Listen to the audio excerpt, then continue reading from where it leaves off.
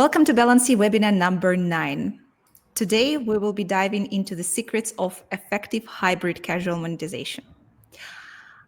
This webinar is brought to you by Balancy. And Balancy is the LiveOps platform that helps to accelerate your development cycles and supports you in your path to growing LTV.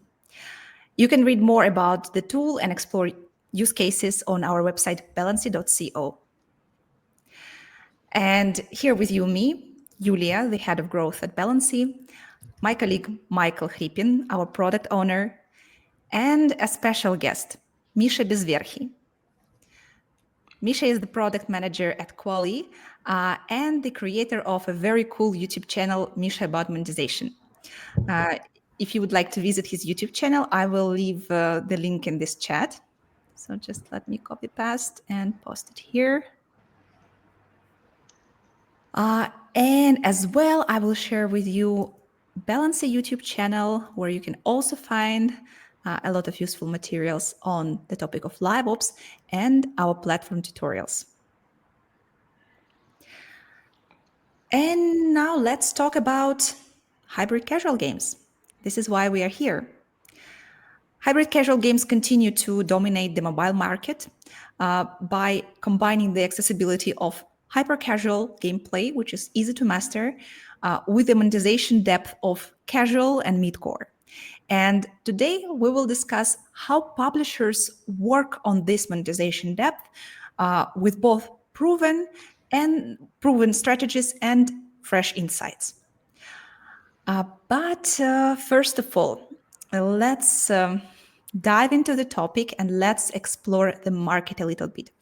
And we were lucky because just yesterday AppMagic released some really cool data on the hybrid casual topic, and we can discuss it here today. So what do we see here? That top 10 hybrid casual games show a recording 67% increase in revenue year to year. And in first quarter of this year, 2025, these games generated 87 million in in-app purchase revenue only. So add to that ad revenue, and the number is incredible. So you can see this chart. It illustrates how the revenue grows, and this is something that we should definitely be following. And here also we can have a look at the top publisher list. We can see here well-known names like Rollic, Homa, Voodoo, Say Games, some less-known Asian players. Michael, maybe you can comment on this. Are there any correlations or peculiarities that stand out in this list? Michael, you are muted. I'm muted. Thank you very much. So I can see that here, in terms of downloads, some publishers are totally dominating. So we see 10 times difference from first place to 13th place. But in revenue, the situations looks like reversed. The gradient is the same, maybe even more multiplied. So we see 10 millions on top and only 500K on the bottom, but the dynamic is reversed. So the Azure, we see Azure games in downloads and top downloads, but Azure in revenue is on 11th place, while Rollic is on the first place in revenue and on the last place here on the screen in downloads. That gives me an idea that Rollic does their LiveOps much more efficiently than Azure, because like revenue per download, like LTV, is much higher in Rollic games than in Azure. And the same we could check for other participants here. For example, Let me see. Homa shows the same dynamic. Homa is like Rolex is in top second place on revenue, but only 11th place in downloads. So that shows that different publishers are adopting hybrid casual approach differently. Some of them found their way, some of them not, and it would be really interesting to dive deeper there. I encourage you to do that. Uh, Compare these games, like take some games from Azure with compare some games from Rolik, and just try to spot the difference, how they make their live ops differently, because obviously some of them are much more efficient than the others. So let's actually talk about the games that are in the top. Right? We also have this data.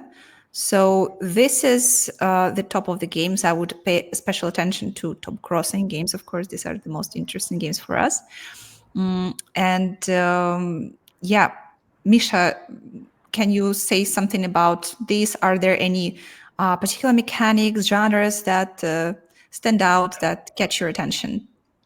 Well, basically, even like I haven't played all of the games, but I've played, I think, about one third of them. And well, for example, we can see that there are multiple games which are about screw something, like these screw on screw games. There are mob control, timeline up, and earlier I saw somewhere also another game in this genre where, you know, this was very popular in advertising, for example. About a couple of years ago, this all these ads with your mob being controlled and picking the right door. So something very simple. Basically, all these mechanics are super simple, super catchy and sticky. Another one is, for example, like color block jam and bus escape. Like the mechanics are a little different, but actually, I would say that's more or less the same mechanic. It's about moving the block, like you can call it a bus, and it will be a bus, but it's still a block to the edge of the level. So basically, I'd say that, yeah, also I see it here the block jam. So if on these 13 games, we see like that block genre, running genre, and screw is here for multiple times, it means that at least for the top grossing, the genres also already defined, and like all in whole stands out as a little like rebel here with their unique mechanic. I mean, not unique in terms of all the world mechanics, but compared to the rest of the list. So yes, basically that's what I can say about the games. Also, I wanted to add up a little on what Michael mentioned regarding the revenue versus downloads. Both when we speak about uh, companies and when we speak about the games, we must keep in mind that AppMagic gives us the data regarding the IAP revenue only. So like we may be a little not correct if the games monetize pretty much through the ads. But yeah, but it's still like a good starting point to look at it. I would like to add here that if we talk about transition from hyper-casual to hybrid casual, it means that publishers are integrating more and more in-app purchases there. And it actually applies to my idea that some of Mhm. publishers are implementing in-app monetization in more effectively, more efficiently than the others. Yeah, sure thing.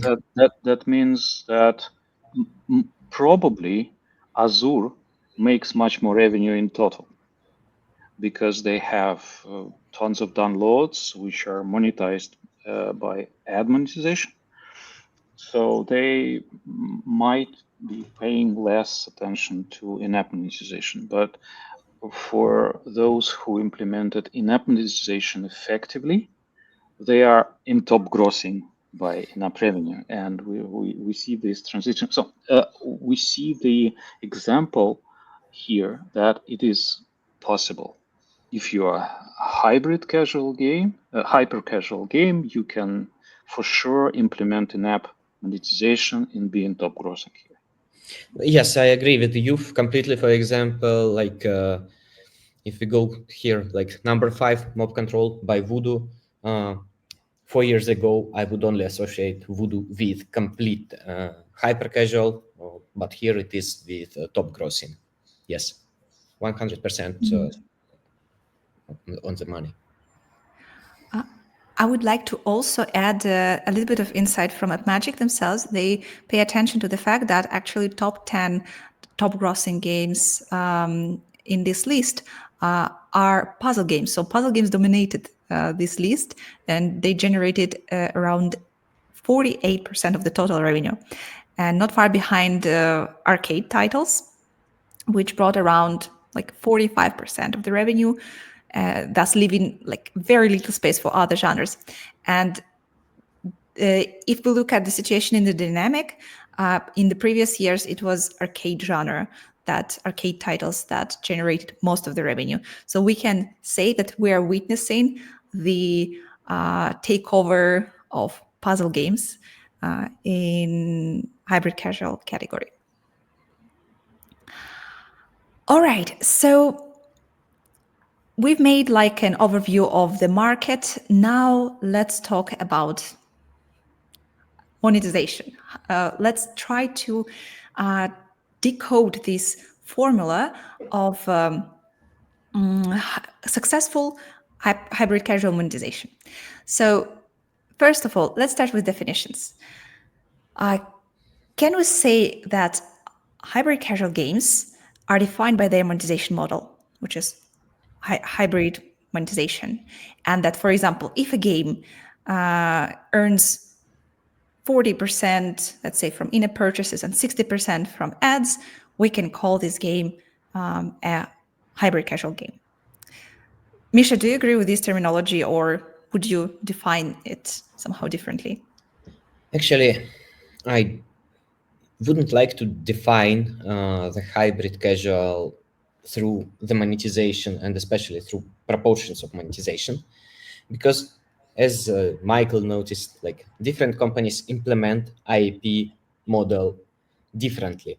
So if you just implement IAP bad, or instead you just had super effective ads monetization, but you now make your game hybrid, does it make it less of hybrid?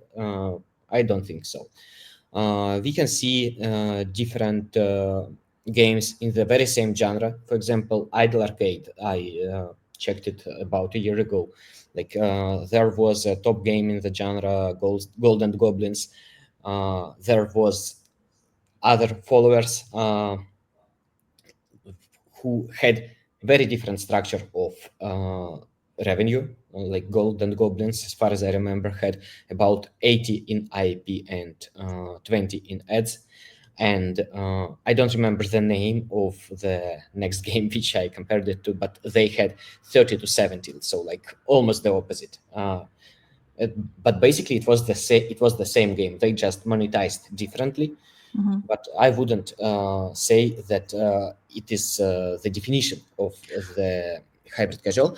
What I would say as the definition is that you have a hyper casual styled mechanic, as we saw in all the list. Like all the mechanics are very simple, like move one block, move one person, mob, or something like that.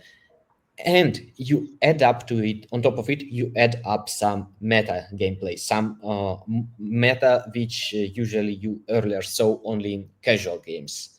So give your users opportunity to come back to your game in a week, in a month, maybe in 3 months. And also, like, what is the difference between hybrid casual and hyper casual games is that hyper casual games, at least back in the days, they lived like there is no tomorrow. Like, you can promise your player x5 money for watching rewarded video. If you don't care how much money they will collect until day 2, your economy is already done by day 1. So that's the main diff. So basically, I would say that hybrid casual is hyper casual, which evolved a bit into thinking about future. Yeah, that's an interesting approach. It grasps more aspects of what hybrid casual game is. When you start designing a hybrid casual game, uh, what comes first, the game loop or the monetization model? I think that first, like, good game anyway starts with game loop, regardless of which games we are talking about, like hyper casual, hybrid casual, casual, hardcore game. We start from making a game, and then we start to think where in this game we can add some monetization point, uh, like basically where we can enhance the experience of the user and not break it by our monetization.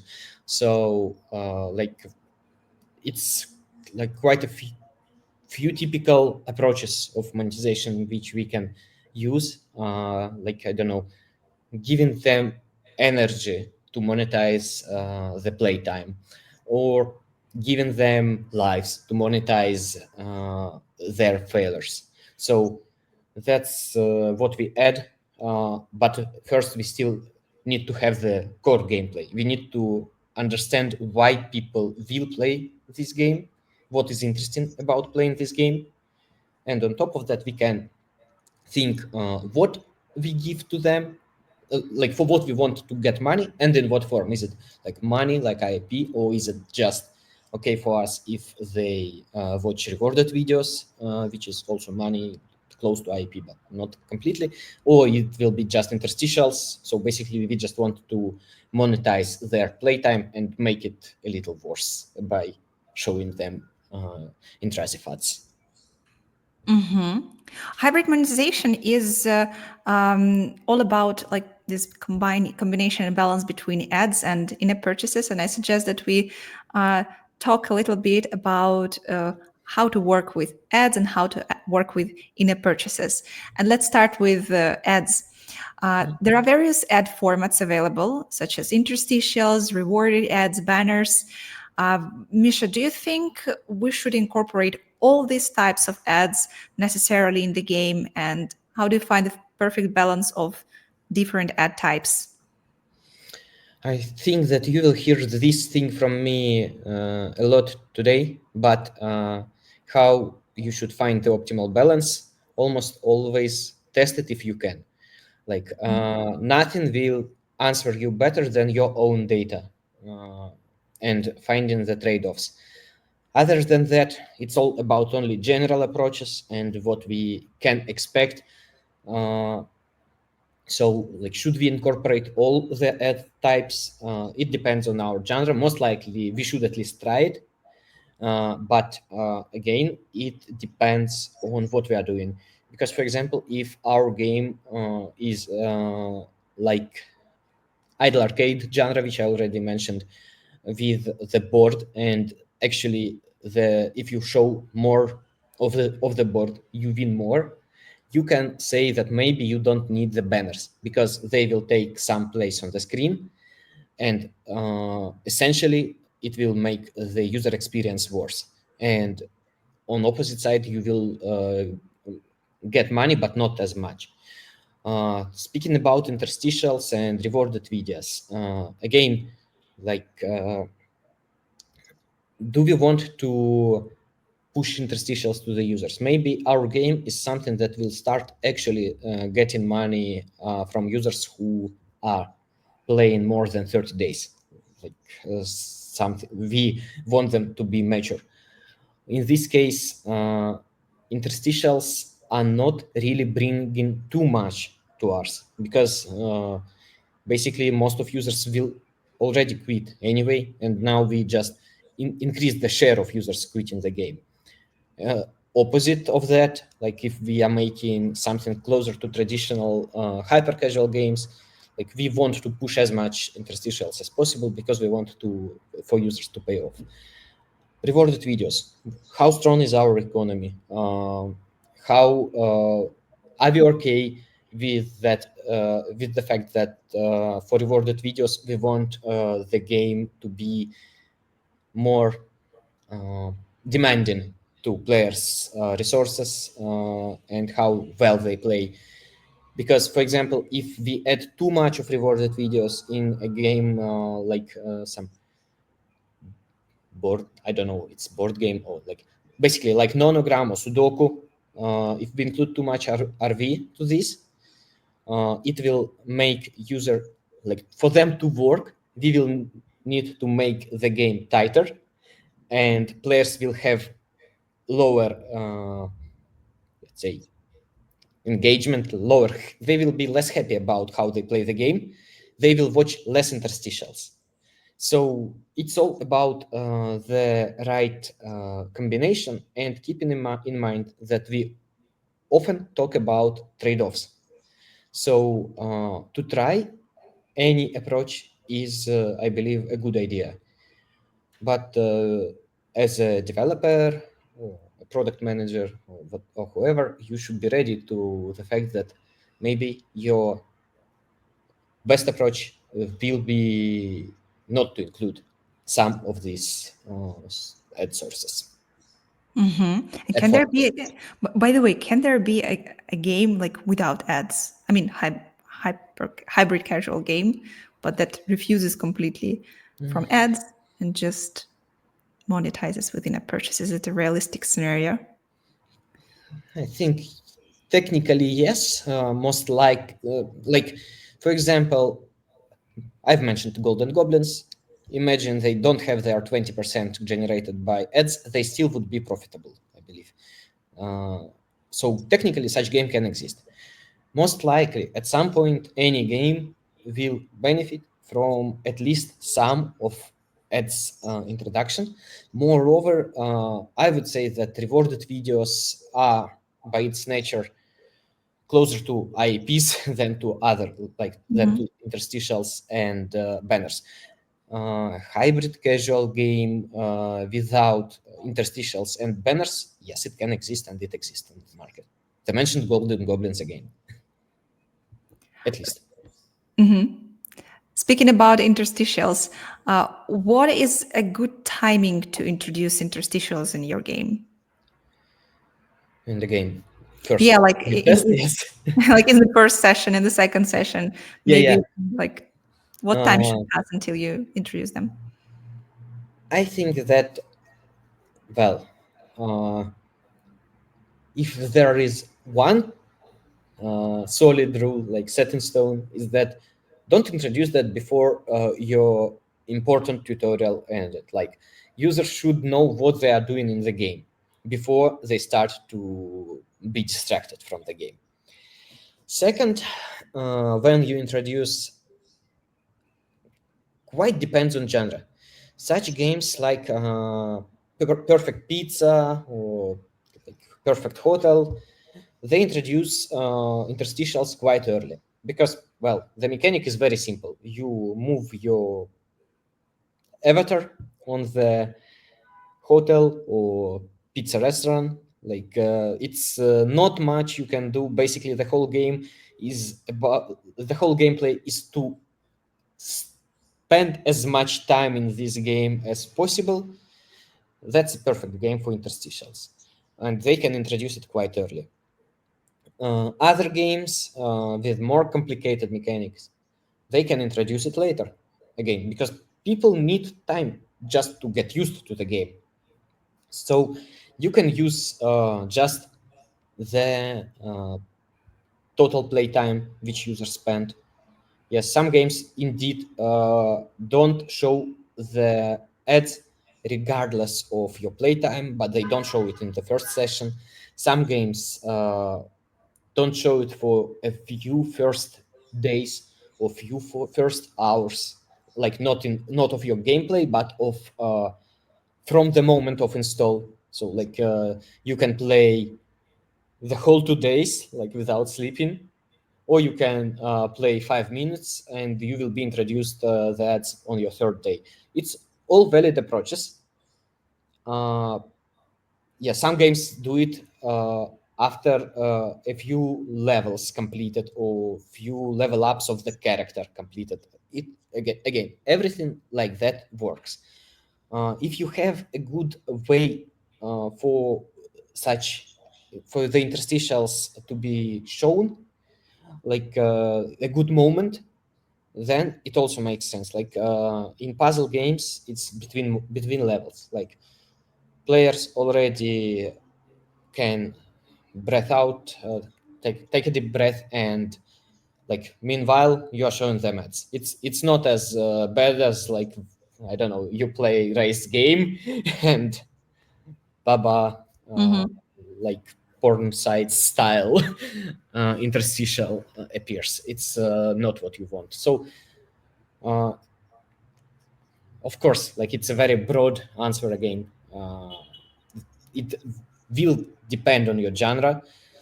I would recommend to make it quite early, but this definition of early will depend on how complicated your game is. Makes sense. I I would guess. add, if you don't mind, I would add my Sure. small experience. I just recently shared it on my blog. I played the game Vita Mahjong, and they use this technique when they introduce ads only from second session, and they have no ads purchase for in-app monetization, like a main converting feature.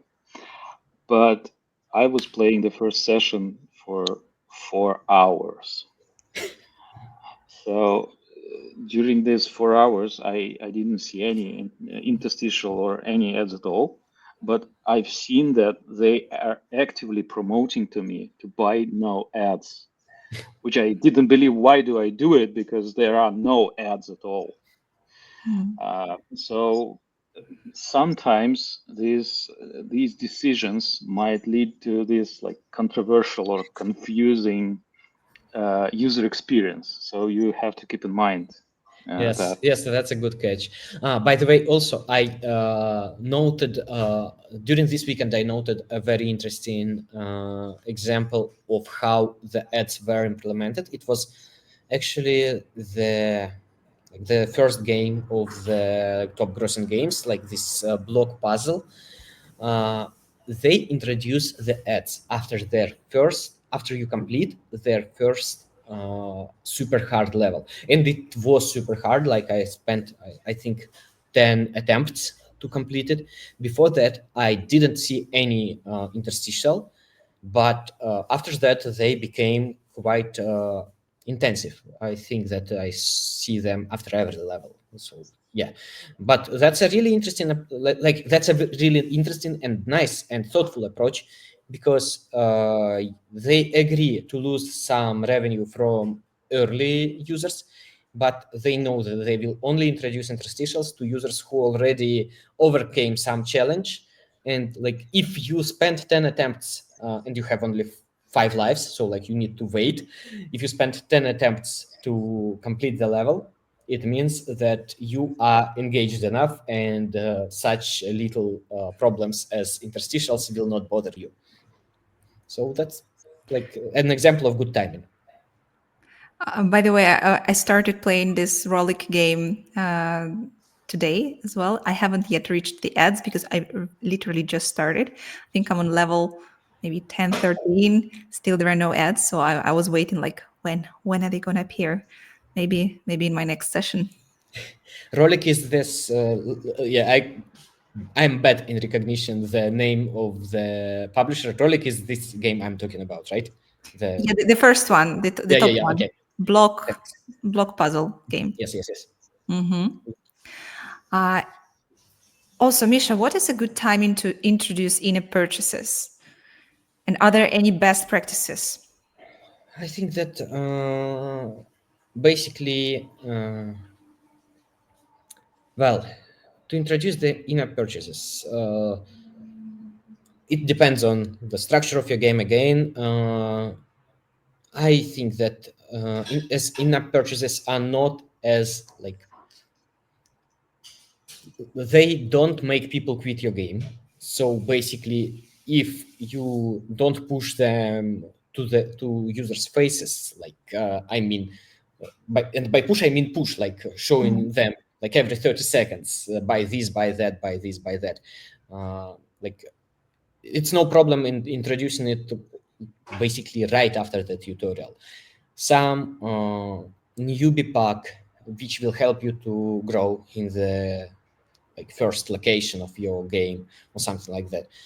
Uh, Mentioned by Michael, no ads thing, because yes, basically often we are showing the interstitials right after the first interstitial or right before the first interstitial. It's a good idea to like show, hey, Mhm. you can play with ads or without ads, and the difference is like some $5. That's another approach. Also, so basically, the best moment is as soon as possible. Here the answer is easier than for interstitials, and rather the right question would be what to sell. And yes, like newbie packs, the no ads bundles, and one thing which like I noticed in the games for last couple maybe 3 years is the kind of growth pass, something like that.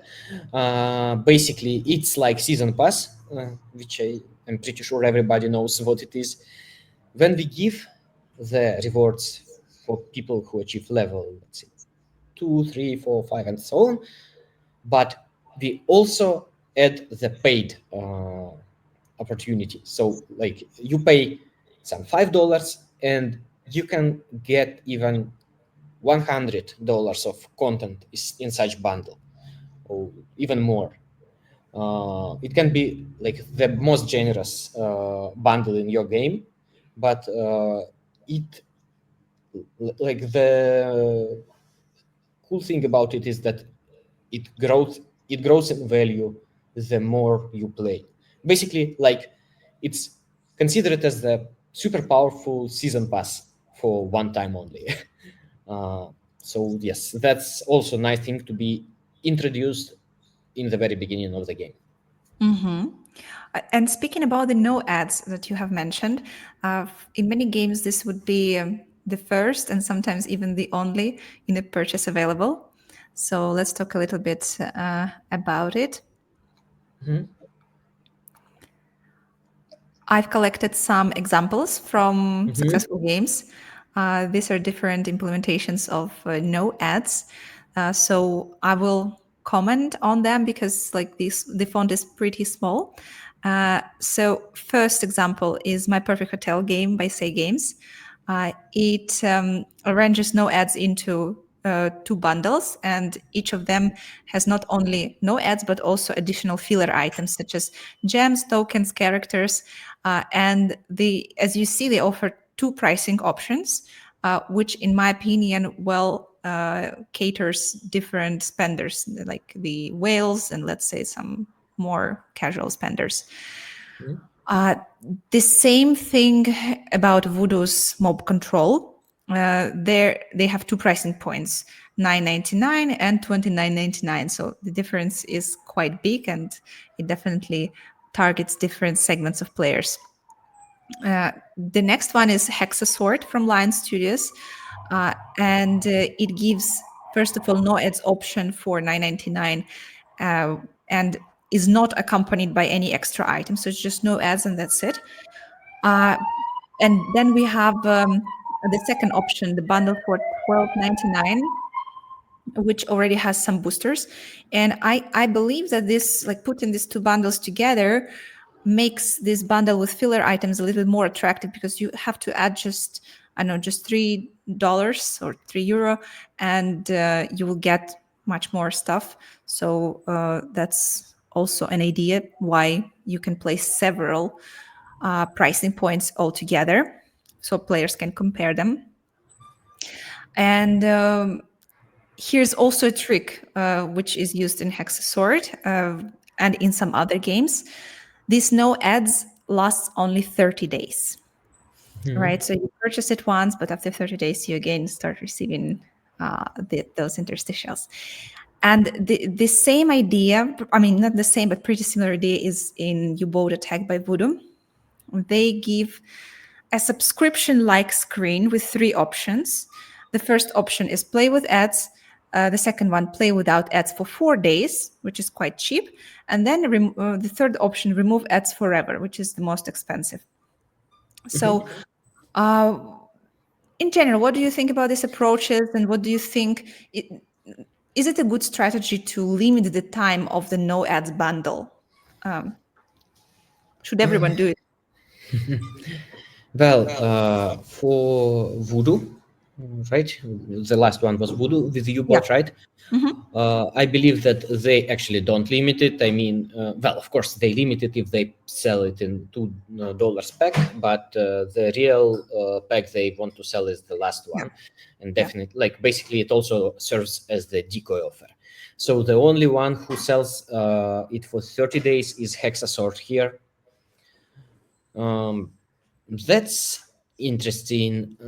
I believe that's doable. Doable, first of all, because like when people make the decision about if they want to purchase something in the game or not, I don't think that they think so much about like the exact value, not only about the exact value at least, but also about how much they are ready to spend. And people don't usually set the budgets like I'm ready to spend $10 over, like, over the course of my life in this game.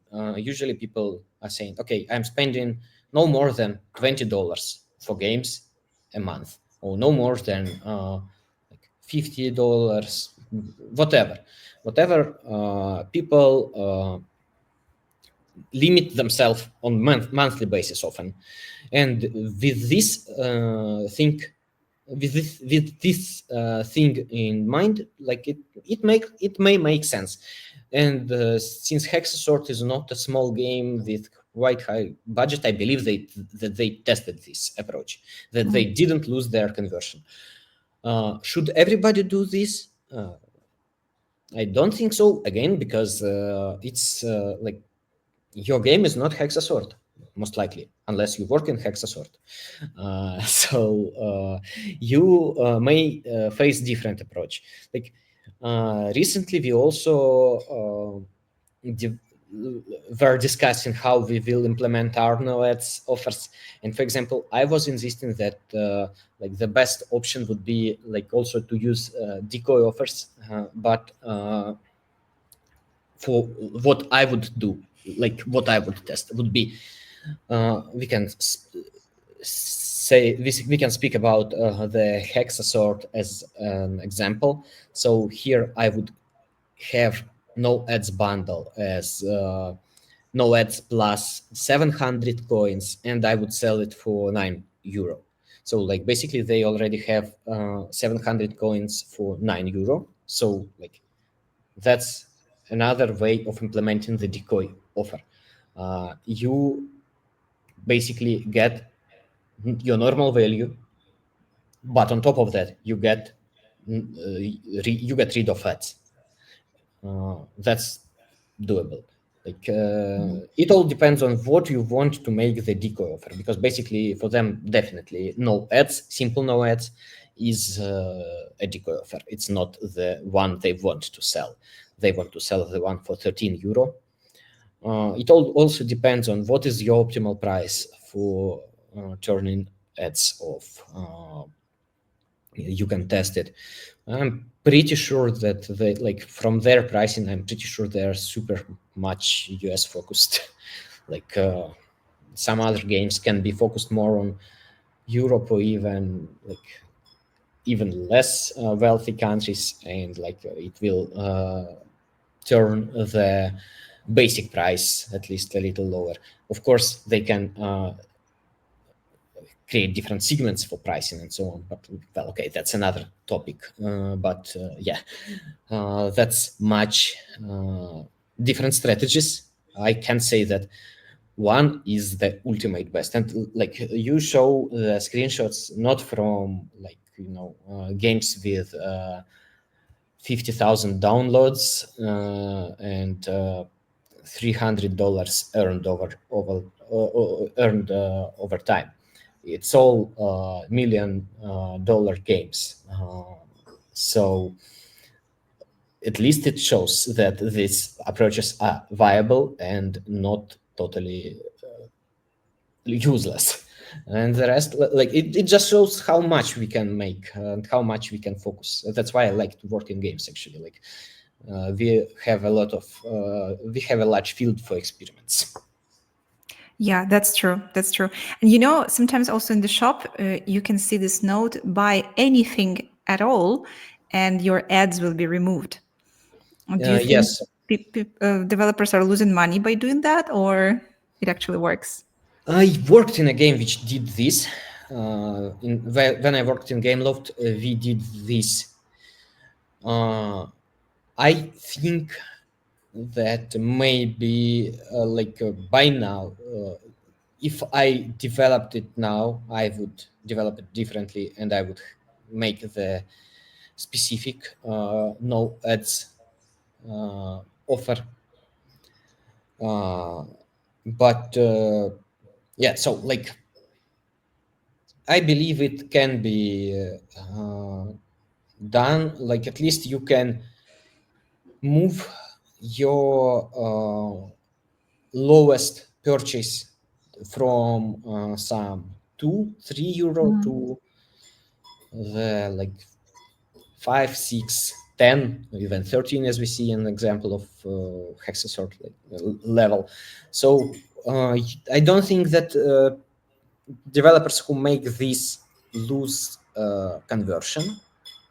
Moreover, they more likely are gaining conversion. But I think that no ads, like there is some minimal value. Like I haven't seen it for quite a long time being cheaper than $5, for example, for normal no ads for forever. Yes, they Mhm.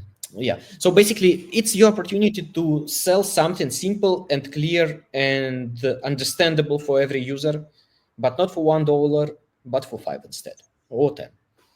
So yes.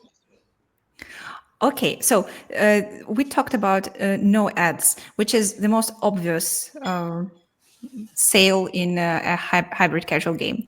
Uh, but ideally, the game can go further and it can grow its spend depth, which is essential for in-app purchase monetization. It means like the total potential spending available in the game. How do you create this spend depth in a hybrid casual game? Well, like when we speak about spend depth, it's about letting your players spend $10,000 in the game. Like it's not about letting them spend $100. It's about like when we are speaking about completely crazy numbers, when you start to think, wow, like, I even I didn't think that my game is so valuable, uh, because like whatever is so we are only speaking about the super well monetization. And before we go to this point, we must ensure that we convert our dolphins into becoming whales, our minnows into becoming dolphins, and our non-paying users into becoming minnows. So we have like a lot of steps on our way before we can really discuss the depth of monetization. Uh, well, the real thing is, in my opinion, here that first of all, not many games reach this state. Like, I mean, if it's possible in your game to spend 10K, most likely you earn millions a year, just because even if to catch this one super whale who spends 10K, you must have some 500 whales, and it's already something, and even more other pairs. uh, yes, but uh, sorry, I've lost my thought a bit. Yeah. But as coming back to your original question, how to build it, I don't think that it is like really that difficult, because if you can build the game for whales, adding another layer of extra monetization is would not seem that difficult. That's just another way to improve your way to earn score in the game, another layer of meta, but it just must be even slower than the previous one.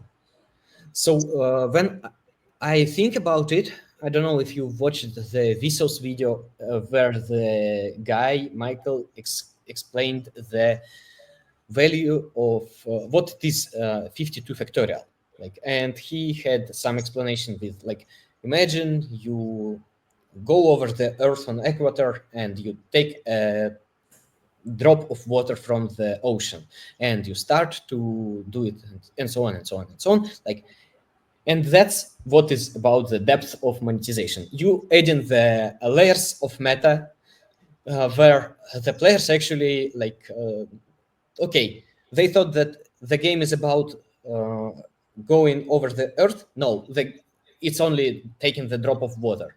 Now you need to make the whole ocean dry. So the depth is about that.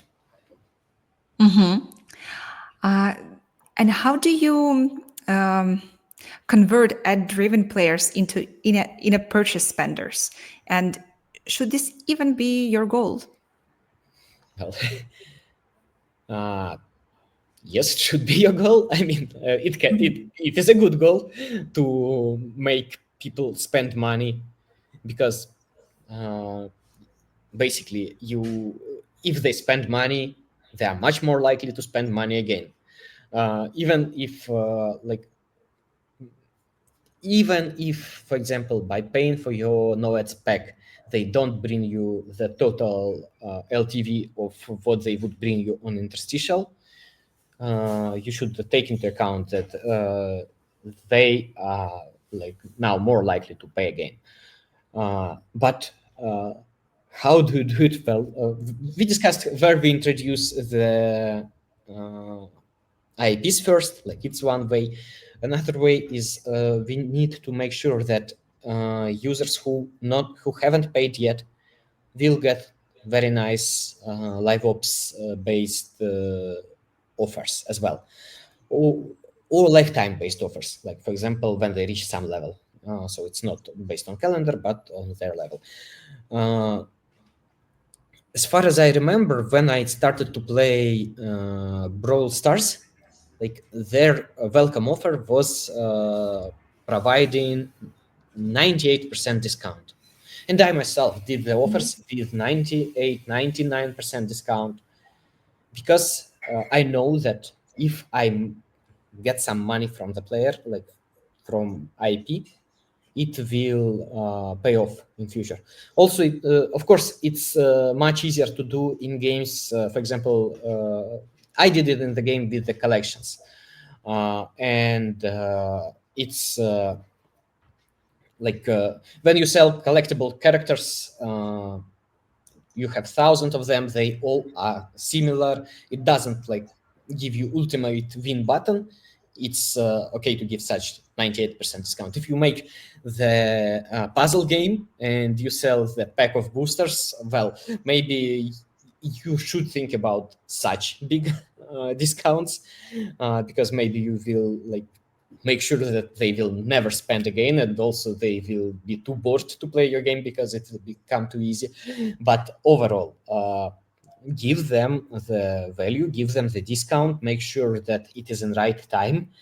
uh, Sometimes yes, sometimes you don't give the perfect discount, but you give the perfect item. Like for collection game, it can be like something that they don't have in their collection, or some wild card which they can exchange to anything. For the puzzle games, it can be like just sell the same bundle but on their loose screen, and include free restart of, like free continue of the level here. uh, but overall, you monetize, like you move players from ads vouchers to payers, the same way as you move players from they spent $500 to they spent $505. Like Mhm. basically, maybe you don't want them to move them to $505, and you want to move them to $600, $1,000. But overall, like, you just give them a good value. Like it's rather a question who you want to exclude from such offers. Like maybe these guys with $500, but for most of your players, your strategy will be pretty much similar.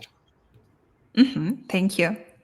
And can you share with us some signs that a game is too pushy? It's like over monetizing, or maybe it is under monetizing. Are there any specific metrics that can help you to indicate that you need to adjust your monetization strategy? That's one of the best ways to do the experiments, and it's one of the easiest because, like, over monetizing, under monetizing. Well, first of all, well, if we speak about ads, it's about trade-off between retention and number of ads, let's say per minute, per hour, like whatever. So basically, at the end, we have some combined playtime and how much ads we show per unit of time. Both metrics are like one depends on another. We can make a simple formula and we can maximize the function. Like once we have one A/B test, we will have kind of budget line, and it works like you do it with microeconomy. It's not exactly what I'm talking about, but we'll go here soon. Uh, yes, and like yeah, for the other thing for over monetizing, under monetizing, like it's like how basically regarding some pricing, often do we ask for too much or for too little for the same item. Again, we can make sure that we just have one A/B test. We can then kind of predict what is the best pricing for this, and that's a very simple A/B test. Yes, and this thing, what I've sent you in advance to show this, yeah, it's like for the case when you can't uh, do A/B test for some reason. That's a little strange, but anyway, like for example, it was in my, like it can be before the A/B test if you want to find something in data without even testing. Or for example, it was in my practice. I consulted one company which doesn't do the games, but they wanted to gamify their cash inflow, and we checked the payment size, the payment amounts for them. And basically, what we can see on this screen is that we can take all the payments, for example, over past month, or basically over any period we want, and check like, and on the chart we can show how much payments were of this amount or higher. So for the highest payment, which is like in our case some skyrocketing whales. It is not on the chart. Like this will be the most left point of the chart. Like nobody pays more. Like only one player of all user base paid this amount. Mhm. Then will be the next, and like it will be this sort of uh, ladder. Like there are some $100, $50, $20. We should have some reasonable spikes, like because we have different price points at the store at least.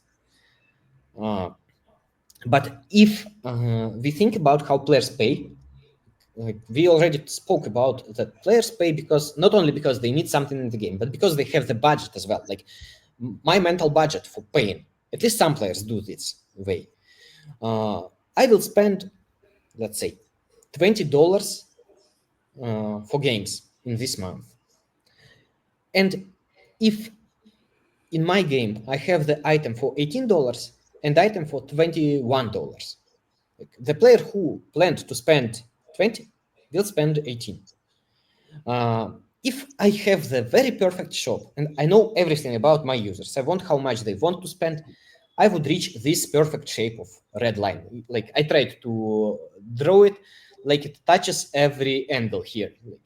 So basically, sometimes like the black line which I drew here is already close to perfect, but sometimes like it would be with a larger gap. Like we will see that we have some, let's say, 2% of players who pay $50 or more, and 2.1% who pay $20 or more. So like only 0.1% players pay between 20 and $50. It means that we don't give them enough opportunities. That's like where we can like that's a sign of under monetizing this segment of users. So I hope that it was as clear as possible, like since I tried to be short and at the same time give something valuable here. Yeah, thank you, and thank you for this visualization. Um, Now, let's just share a couple of words about how you guys see the uh, future of hybrid casual games in 2025. Are there any particular monetization tactics or scenarios that you foresee? Like, what would be the trends in monetizing hybrid casual games?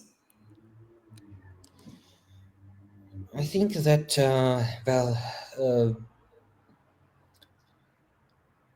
we saw on the charts that like basically all the games can be split into arcade genre and puzzle genre and a very few subgenres.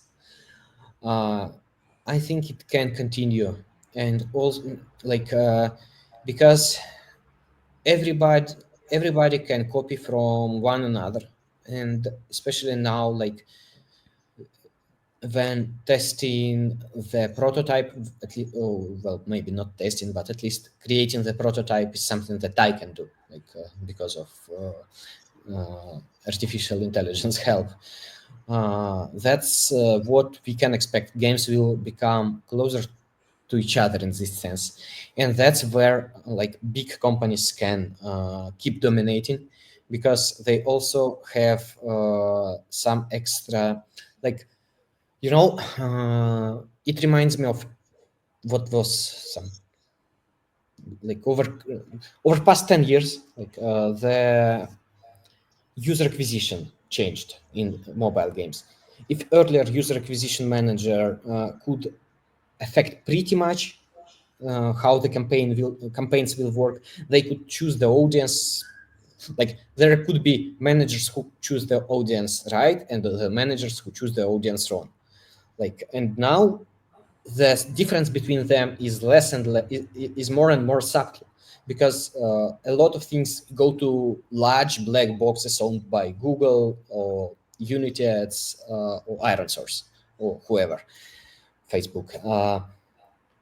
Uh, I expect something like that happen in large companies with the product. So some changes will happen here. People will know less about what they are doing.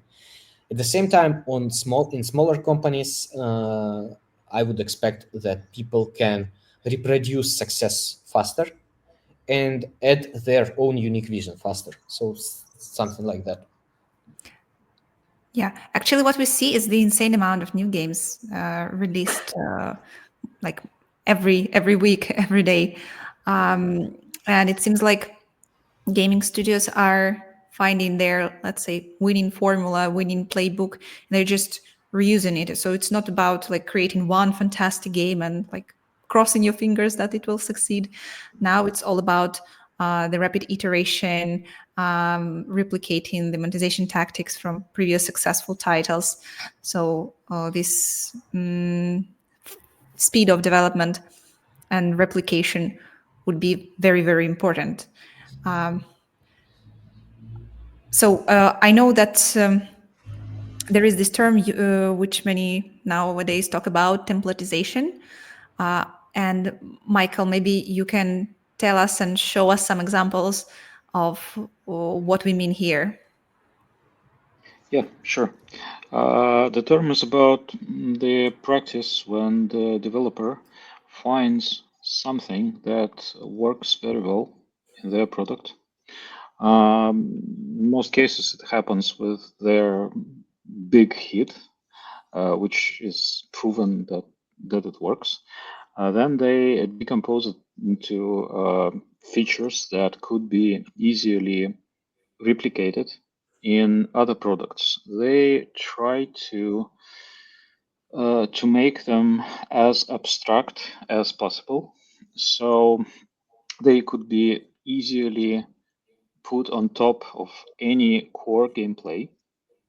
For example, level progressions or battle passes, or if they have some offers system, they could use the same approach for structuring these offers, which doesn't relate much with actual core gameplay, which every game has.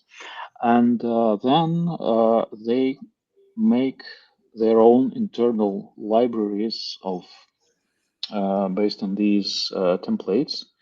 And when they come to creating next game,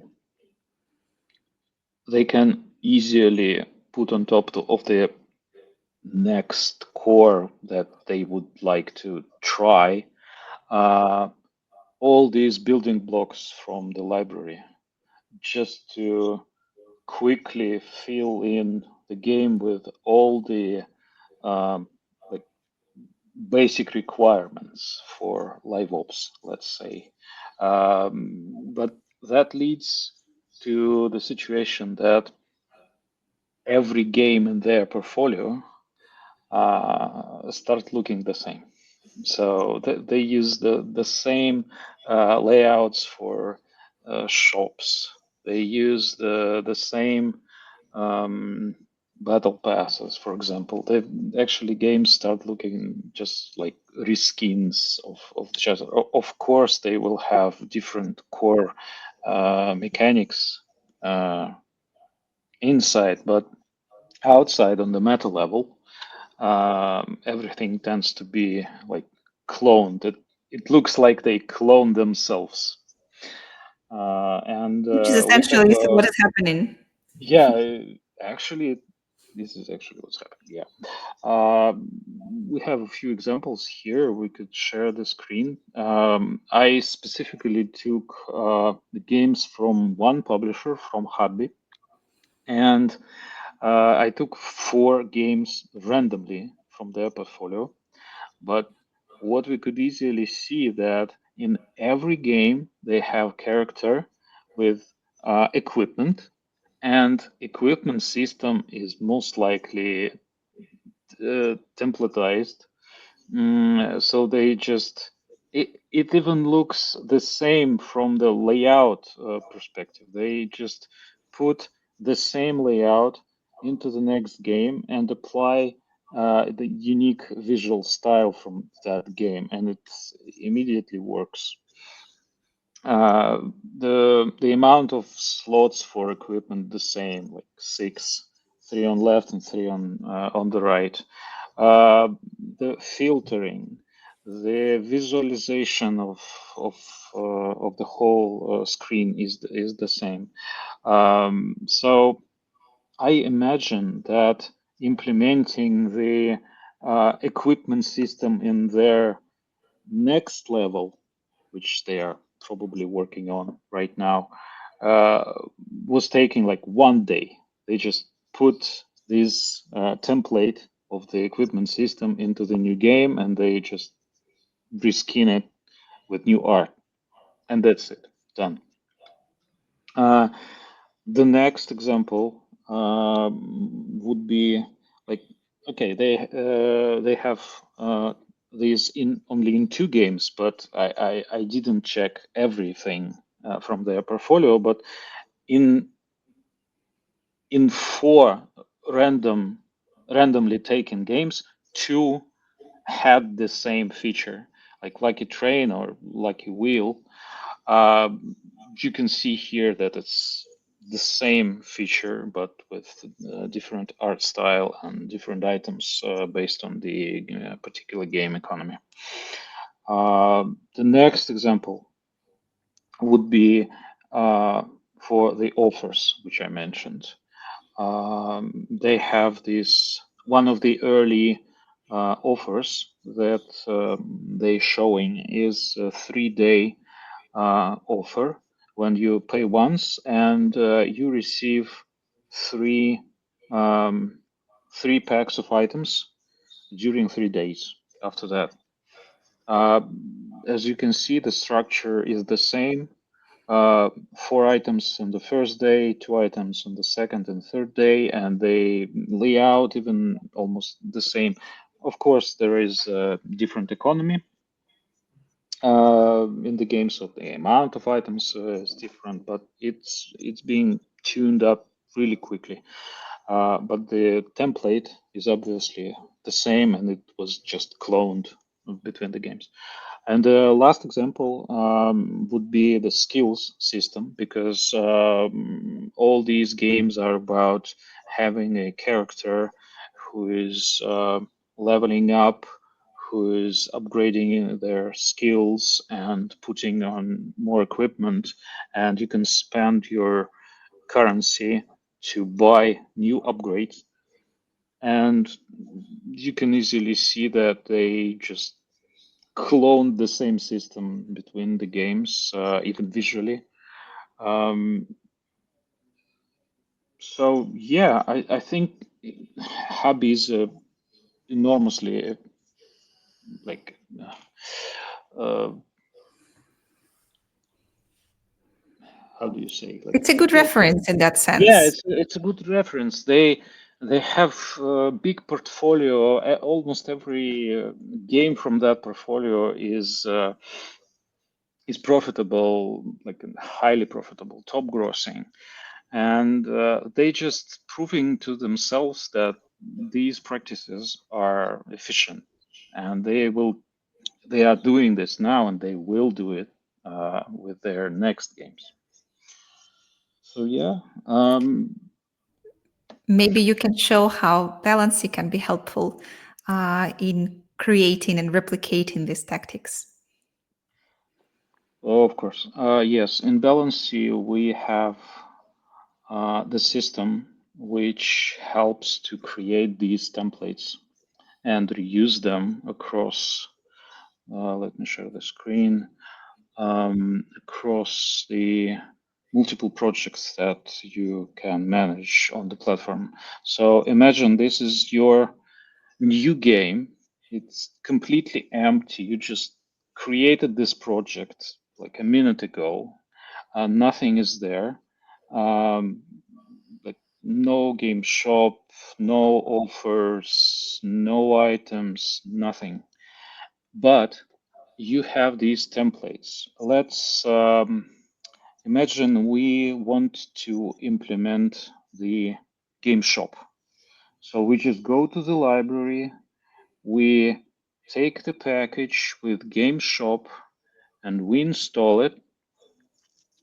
We will wait some half a minute here, and after it is installed, we will have a lot of structures already created, already predefined, preset, um, and there will be items, there will be shop pages, slots on the pages, there will be offers, there will be events connected with these offers. Everything will come from this package. And the only thing that I will need to do is to tune it up uh, to this particular game because this game might be needing different art style, for example. Okay, let's see And just what's to check. sorry, Michael, just to clarify for our viewers, so it doesn't have to be the package created by Balancy team. It can be a Yeah, package as well that your team creates, and you reuse it in different projects of your company. yeah. Our clients do exactly that. Those publishers with big portfolios, they just create their own internal libraries of these templates and reuse them across their games. Yeah. So let's take a look. What do we have now? After just installing the package, we already have shop with 4 pages with slots and packs of currencies and bundles. Everything is preset. All I need to do is just to change the numbers and items according to my game economy here. And I also have an offer, welcome pack preset, but maybe I will change some items here because this game requires some different items, for example. And I have all these items here as a list. I may use them from the go. But imagine that in this game, I would like to have a Wheel of Fortune as well. Like that lucky train or lucky wheel that I was showing you before. And you have the package for Wheel of Fortune. We will just install it, and after installation, it will just require a few minutes to set up for this particular game because the package may come with default structures but not particular items. Let's see, it was added here, and with package came two Wheel of Fortune, like two wheels with different economy, and all I need now is just to fill it up with some items. And I take those items that I already have in my game and I put them here like this. And after that, mm, I'm just saving and it's ready to use. Um, I think this is the future, at least our nearest future. I think um, the developers will use the same approach more and more often from now on. And we at Balancy are happy to help them with that. We already support this templatization and distribution of these templates uh, from the library to the whole portfolio. That's it. Mhm. Thank you, Michael, for this presentation. Um, and I think we're actually approaching the end of this webinar, unless anyone has other things to discuss. I would like to thank you for being with us, Misha, Michael, for sharing your insights. We went way above the time because there was so many things to discuss, and that's seriously interesting topic that is so relevant right now. So I hope that it will help many people to understand better the topic of monetization of hybrid casual games. And thank you very much. Have a nice evening. And bye bye. Bye Thanks bye. a lot for Thank you. inviting us and have a nice evening. Bye bye.